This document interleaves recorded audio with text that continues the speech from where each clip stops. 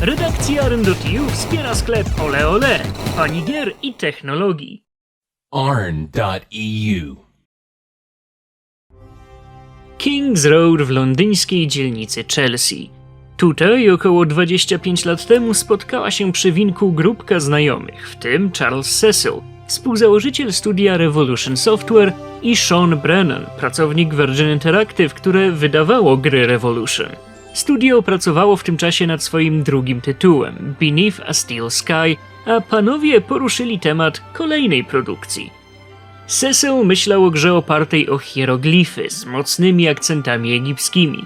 Brennanowi nie do końca przypadł do gustu ten pomysł i zainspirowany lekturą Wahadło Foucault autorstwa Umberto Eco zasugerował temat związany z templariuszami, tajnymi stowarzyszeniami i ukrytymi skarbami. Cecil za rekomendacją przeczytał wspomnianą powieść i chciał więcej. Sięgnął więc po lekturę Święty Graal, Święta Krew. Wtedy wiedział już, że to jest to. Wybrał motyw templariuszy dobrych kilka lat przed tym, jak został on spopularyzowany przez powieść Dana Browna Kod Da Vinci. Dla założyciela Revolution Paryż wydawał się idealnym miejscem jako centrum wydarzeń całej gry. Utwierdził się w tym przekonaniu po odwiedzeniu stolicy Francji. Aby przygotować scenariusz jak najlepiej, Cecil wraz z drugim scenarzystą, Dave'em Cumminsem, zapisali się na kurs prowadzony przez Alana Drariego, dramatopisarza pracującego dla stacji BBC. To on oceniał pierwsze szkice scenariusza Broken Sworda. Produkcja gry pochłonęła około 1 000 000 funtów i swój finał miała wraz z premierą w 1996 roku. Na PC pojawiła się we wrześniu w Europie i w październiku w Stanach pod nazwą Circle of Blood. Wersja na PlayStation zadebiutowała w grudniu. Tą wydało Sony, a nie Virgin, które uważało, że dwuwymiarowa gra nie sprzeda się dobrze na konsoli Japończyków. Broken Sword The Shadow of the Templar rozpoczyna się od zamachu bombowego w Paryżu, którego świadkiem jest amerykański prawnik George Stobbart, główny bohater naszej historii. Co więcej, widzi zamachowca chwilę przed wybuchem. Rusza jego śladem i próbując rozwikłać zagadkę, wpada na trop spisku templariuszy. W śledztwie pomaga mu lokalna dziennikarka Nicole Collor. Wyluzowany George i charakterna Nico świetnie ze sobą współgrali, uzupełniając się i prowadząc między sobą zabawne, często uszczypliwe rozmowy. Salut, George. What news? I've been to the costume shop.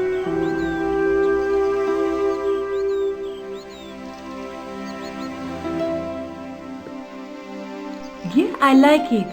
What are you supposed to be? I didn't hire a costume. These are my clothes and you know it. Cały spisek oprócz stolicy Francji zahaczało Irlandię, Hiszpanię, Syrię i Szkocję. To nie była łatwa przygoda. Podejmując złe decyzje można było doprowadzić do śmierci bohatera, a i zagadki nie zawsze były oczywiste. Do legendy przeszło już spotkanie z kozą w Irlandii. Pierwszy Broken Sword to wzorowy przedstawiciel dawnych point-and-clicków. Historię pchamy do przodu, rozwiązując różnorodne zagadki i prowadząc rozmowy. Czasem trzeba połączyć jakieś przedmioty ze sobą, popisać się spostrzegawczością, czy ruszyć głową, by skojarzyć fakty oraz wpaść z jakiego przedmiotu z naszego ekwipunku i kiedy skorzystać. I dużo, ale to naprawdę dużo, rozmawiamy z innymi postaciami. Praktycznie o wszystkim. Dobre wrażenie nawet dziś robi oprawa graficzna. Ręcznie rysowane tła zestarzały się godnie, sylwetki postaci też trzymają poziom, miodem dla oczu są animacje bohaterów, na myśl przywodzące kultowe dzieła Disneya. Zresztą zostały one przygotowane przez profesjonalnych animatorów, którzy uczyli się fachu w tym legendarnym studiu. W roli Nico obsadzono Hazel Ellerby. Problem był ze znalezieniem głosu dla głównej męskiej postaci. Hazel poleciła swojego kolegę ze szkoły aktorskiej, Rolfa Saxona. Ten spotkał się z producentami i doszło między nimi do porozumienia. Za aktorem przemawiało również jego pochodzenie. Był on Amerykaninem, który przeprowadził się do Anglii. Dzielił więc narodowość z bohaterem, którego miał grać. Co ciekawe, Saxon z rolą George'a został na dłużej, z kolei w każdej części inna aktorka podkładała głos pod Nico. Gra działała na silniku Virtual Theater, napędzał on wcześniejsze dwie produkcje Revolution Software i jak wskazuje nazwa, ten silnik przygotowany z myślą o gatunku przygodówek point and click ma odwzorowywać przedstawienie. Gracz podczas zabawy miał obserwować świat, gdzie każdy element żył. Dlatego przygotowano skrypty sztucznej inteligencji, gdzie postacie same się poruszały i wykonywały czynności, aby urealnić grę.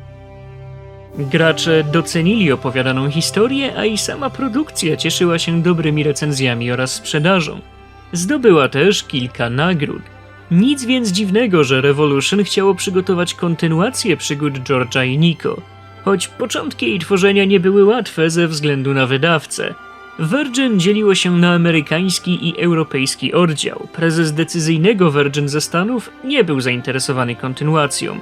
Dopiero po interwencji europejskich pracowników ten dał grze zielone światło pod jednym warunkiem. Gra ma zostać przygotowana i wydana w ciągu roku. Udało się to i Broken Sword 2 The Smoking Mirror miało swoją premierę w 1997 roku. W sequelu ponownie wcielaliśmy się w George'a Stobarta oraz dodatkowo w jego towarzyszkę Nico Color.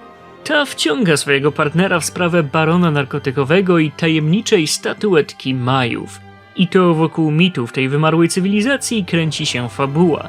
Nie zabrakło więc okazji do zwiedzenia Ameryki Południowej. Gra zaczyna się z przytupem, bo we wprowadzającej cutscence jesteśmy świadkami porwania Nico i pierwszym naszym zadaniem jest ucieczka z płonącego domu. Akcja Broken Sword 2 umiejscowiona była 6 miesięcy po wydarzeniach jedynki. Kontynuacja Shadow of the Templars zachowała ducha oryginału i korzystała z tego samego silnika. Dalej jest to kolorowa gra, pełna zabawnych dialogów i z intrygującą fabułą. Wciąż można doprowadzić do śmierci bohatera, jest to jednak trudniejsze. Oczy cieszy ładna, pełna kolorów oprawa i animacje postaci, ucho z kolei zadowoli muzyka. Tytuł był za to krótszy od swojego poprzednika, co spowodowane było mniejszym budżetem i brakiem czasu na przygotowanie czegoś większego. W 2000 roku na półki sklepowe trafiła inna gra Revolution, In Cold Blood. Po jej premierze studio rozpoczęło pracę nad kolejną częścią Broken Sworda, które zakończyły się wraz z premierą Broken Sword 3 The Sleeping Dragon w 2003 na komputery, PlayStation 2 i klasycznego Xboxa. Gra ukazała się już nie nakładem Virgin Interactive, które przeszło wiele zmian. Wydaniem trójki zajęło się THQ. To celowało głównie w rynek konsolowy, dlatego oczekiwało od Revolution gry trójwymiarowej, inaczej nie zamierzali wesprzeć finansowo projektu. Z początku planowano utrzymać kreskówkową stylistykę pierwszych części, jednak z racji przejścia w 3 wymiary postawiono ostatecznie na bardziej realistyczny styl. To wiązało się z porzuceniem przestarzałego silnika Virtual Theater. Trzeci Broken Sword działał na silniku Renderware, który może być znany chociażby z takich produkcji Rockstara jak Grand Theft Auto 3, Max Payne 2 czy Bully.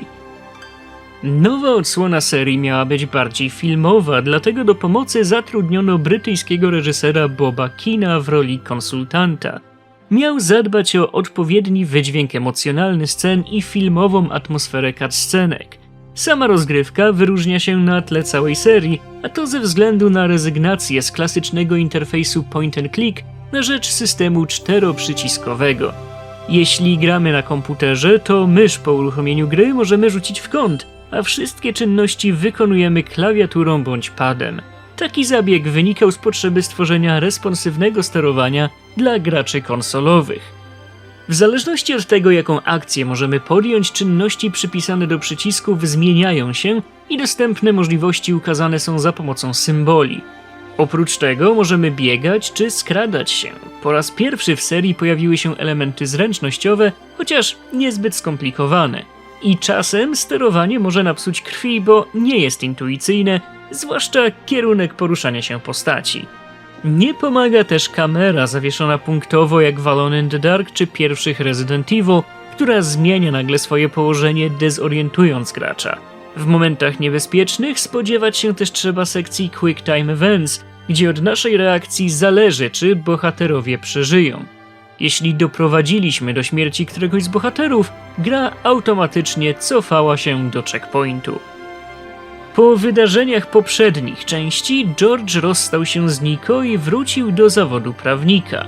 W drodze na spotkanie ze swoim klientem, który chciał złożyć patent na nieskończone źródło energii, rozbija się w dżungli. Udaje mu się przeżyć, jednak szybko okazuje się, że nie tylko klient George'a wie o odkryciu mogącym zmienić świat.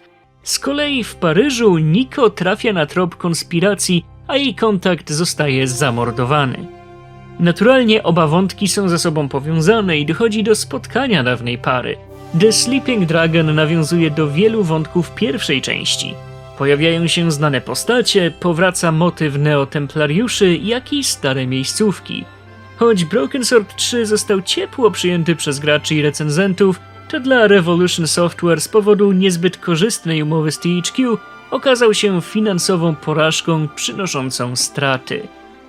I mimo tej klapy, Charles Cecil zdecydował o stworzeniu kolejnej części, a to ze względu na, jak sam to określił, przytłaczające prośby fanów dotyczące kontynuacji. Zapowiedziane w 2005 roku Broken Sword 4 The Angel of Death premierę miało w 2006. Tym razem nad grą pracowały 2 studia. Cały projekt gry wraz ze scenariuszem przygotowywało jak dotychczas Revolution Software. Ten realizowało brytyjskie studio Sumo Digital. Wszystko nadzorował Charles Cecil. W ten sposób nie musiał martwić się o techniczną stronę gry, ani o utrzymanie dużego zespołu potrafiącego zadbać o projekt od początku do końca samodzielnie. 4. część Broken Sworda zbliża się do bardziej tradycyjnego gameplayu bez elementów gry akcji i sekwencji Quick Time Event na rzecz rozwiązywania zagadek w sposób bliższy 1 i 2. Od czasu do czasu zabawę rozmaica minigra w postaci hakowania, gdzie musimy przepuścić sygnał do wyznaczonego miejsca, zahaczając o wskazane punkty. Pojawiają się też proste sekwencje platformowe. Z powodu ograniczeń sprzętowych zrezygnowano z wersji na konsolę i stworzono wydanie jedynie na komputery. Powrócono więc do klasycznego sterowania myszką, ale dalej strzałkami można się poruszać. Całe otoczenie, jak i postacie zostały wymodelowane w pełnym trójwymiarze. George po przygodach w Trójce ponownie stara się wrócić do prawniczego życia. Pewnego dnia w jego biurze zjawia się tajemnicza Anna Maria, która twierdzi, że jest w posiadaniu średniowiecznego manuskryptu prowadzącego do skarbu. Za pomoc w jego rozszyfrowaniu oferuje niemałą sumkę. George nie ma czasu na podjęcie decyzji, bo do jego biura wdzierają uzbrojeni gangsterzy. Oprócz nowego obiektu uczuć bohatera nie brakuje też miejsca dla starej miłości. Nico również pojawia się w pewnym momencie przygody, która kieruje George'a i jego towarzyszki przez Nowy Jork, Stambuł, Rzym i Watykan. Po raz pierwszy i jedyny w serii gra doczekała się pełnej polskiej wersji językowej, wliczając w to dubbing. W główną rolę wcielił się Borys Szyc. Anna Maria przemówiła głosem Magdaleny Cieleckiej. Usłyszeć można też legendarnego już w kręgu dubbingowym Jarosława Boberka, który wcielił się w kilka ról. Między innymi, no tak, posterunkowego. Jestem posterunkowy O'Halloran. A pan? Cofnijmy się teraz na chwilę do 2002 roku, kiedy to pojawił się port pierwszej części Broken Sworda na Game Boy Advance. Ten cechował się całkiem niezłym odwzorowaniem oryginału jak na możliwości małej, przenośnej konsoli. Brakowało siłą rzeczy animowanych wstawek i uproszczono sterowanie. Kierujemy George'em strzałkami i gdy zbliżymy się do interaktywnego elementu, ten się podświetla. Dialogi z kolei przedstawione są w formie dymków u góry ekranu. Prawym bumperem można sprawdzić obiekty na aktywnej planszy, co niweluje pixel hunting, który na małym ekranie konsoli byłby utrapieniem. Wersja 1 na Game Boy Advance zainspirowała fanów do stworzenia petycji, aby grę przenieść na nowsze systemy Japończyków Nintendo DS i Nintendo Wii. Charles Cecil zdecydował, aby zamiast tworzyć prosty port, dać w nowej wersji coś więcej fanom. Tak rozpoczęły się prace nad Director's Cut pierwszej części Broken Sworda, która pojawiła się z pomocą Ubisoftu w 2009 roku na wspomniane konsole Nintendo. Wersje cyfrowe na inne platformy takie jak Steam, GOG, App Store i Google Play Revolution wydało już we własnym zakresie. Do czego zresztą zachęcało samo Apple, które chciało gry Revolution udostępnić posiadaczom jabłkowych urządzeń. W 2010 zagrać można było na PC i iOS, a w 2012 na Androidzie. Wersja reżyserska zawiera nowe zagadki i wątek Nico dziejący się w tle wydarzeń znanych z oryginału. Tym samym pierwsza część przestała być jedyną w serii, w której ta bohaterka nie jest grywalną postacią. To właśnie od francuskiej dziennikarki zaczyna się gra. Na dzień przed zamachem, którego świadkiem jest George, trafia do rezydencji znanego i wpływowego w kraju mężczyzny. Zanim ma okazję przeprowadzić z nim wywiad, jest świadkiem jego śmierci. Zagadka prowadzi ją na trop templariuszy i prawdy o swoim zmarłym ojcu. Wątek Nico przeplata się w pierwszych godzinach z wydarzeniami znanymi ze śledztwa George'a. Za rysowanie nowej zawartości odpowiedzialny był Dave Gibbons. Oprócz tego przygotował też kilkustronicowy komiks wprowadzający do gry. Teraz podczas dialogu w rogach ekranu widać portrety rozmawiających ze sobą osób, a dialogi pojawiają się w komiksowych chmurkach. Przebudowano też delikatnie interfejs, dodano również dziennik, w którym można przeczytać o dotychczasowych wydarzeniach w grze. Nowa wersja pierwszej przygody George'a i Nico jest też przystępniejsza dla nowych graczy. Jeśli się zatniemy, to możemy skorzystać z kilku podpowiedzi. Każda jest coraz bardziej oczywista, a na koniec dostaniemy gotowe rozwiązanie. Interaktywne obiekty na mapie zaznaczone są pulsującym kółeczkiem, gdy zbliżamy się do nich kursorem. Nie doprowadzimy za to do śmierci bohatera, ten zawsze nas poinformuje o niebezpieczeństwie. Wprowadzono więcej minigier. Pojawiają się one nie tylko gdy sterujemy Nico, ale też rozszerzono o nie przygodę George'a. Śladem dobrego wydania pierwszej części swojego remastera w 2010 roku doczekała się też dwójka. Nie dodawała ona jednak tyle nowości co wersja reżyserska Shadow of the Templars, skupiając się głównie na przeniesieniu usprawnień poprzednika, aby być przystępniejszą dla graczy. W historii nie pojawiają się nowe wątki, dodano za to system podpowiedzi i przebudowano interfejs. Wraz z premierą pojawił się też komiks, stanowiący fabularny pomost między obiema częściami. Współpraca z THQ niezbyt opłaciła się Revolution Software, które dostawało niewielki procent od sprzedaży i studio zaczęło mieć problemy ze znalezieniem funduszy na kolejne gry. Sytuację uratowała dystrybucja cyfrowa i wydanie klasyków studia, czyli Lure of the Temptress i Beneath a Steel Sky, oraz odświeżonych jedynki i dwójki Broken Sworda we własnym zakresie. Pieniądze zainwestowano w nowy projekt, jednak szybko zabrakło na niego budżetu. Charles Cecil stanął przed wyborem wypuszczenia gry krótszej albo znalezienia dodatkowych środków, by stworzyć grę zgodną ze swoją wizją. Zainspirowany zbiórką Tima Schafera na Kickstarterze, sam postanowił rozpocząć crowdfundingową akcję, licząc na wsparcie fanów. I tak 23 sierpnia ruszyła zbiórka na Broken Sword 5 The Serpent's Curse, która była jednocześnie oficjalną zapowiedzią gry. Wcześniej pojawiały się jedynie na jej temat plotki. Cel $400,000 został zebrany w 12 dni, a licznik zbiórki w dniu jej końca stanął na kwocie $771 560. Revolution zebrało więc niemal dwukrotność potrzebnych środków. Teraz mogli spokojnie pracować nad samą grą, bez goniących ich terminów i z pełną swobodą twórczą.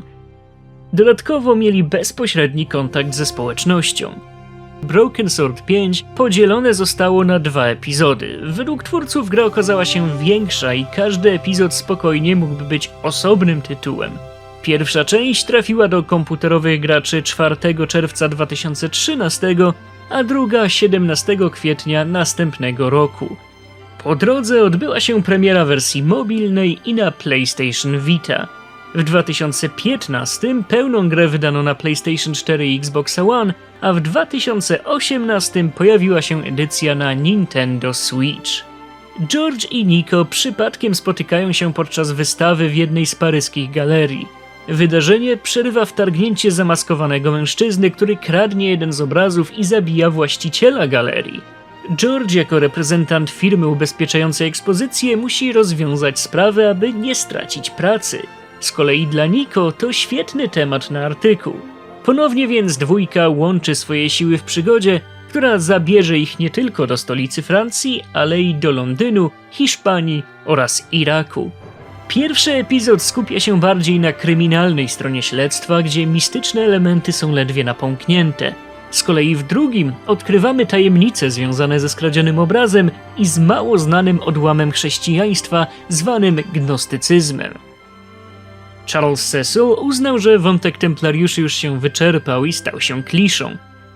Zainteresowała go za to grupa gnostyckich heretyków, o których nie wiedziano zbyt wiele aż do 1945 roku, kiedy odkryto gnostyckie teksty. Uznał to za interesującą część historii chrześcijaństwa, wartą uczynienia jednym z najważniejszych wątków w grze. Piąty Broken Sword powraca do korzeni, korzystając z uwspółcześnionej wersji silnika Virtual Theater. Tła odwiedzanych lokacji są ręcznie rysowane, z kolei postacie stworzono w 3 wymiarach, a następnie zapisano w formie dwuwymiarowych renderów. Gracze mają wybór między interfejsem i oknem dialogów jak w 1 lub 2, albo komiksowymi chmurkami i oknem inwentarza jak w odświeżonych wersjach.